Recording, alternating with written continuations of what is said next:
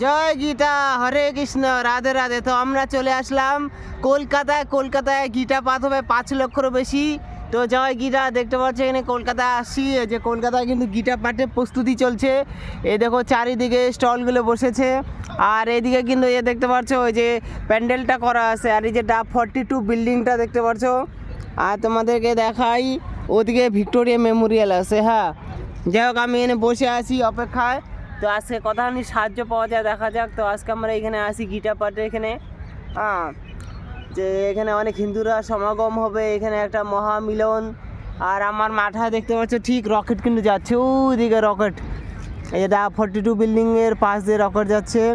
আর এখানে কিন্তু বিশাল এক আয়োজন আছে, এই দেখতে পাচ্ছ এখানে সবাইকে জলে বোতল টিফিন দিবে আর গিটাও দিবে শুনছি। তো আজকে এখানে প্রচুর লোক হবে, লক্ষ লক্ষ লোক হবে, দেখা যাক কি হয়। তো আমি তো আজকে সকালবেলা এখানে এসে গেলাম, শিলিগুড়ি থেকে 12 ঘন্টা লাগলো। তো বন্ধুরা অনেক ধন্যবাদ। তো অ্যাকচুয়ালি আসলাম তো মমতা দিদির অফিসে কালীঘাটে, ভাবলাম তাহলে এটাও দেখে যায়।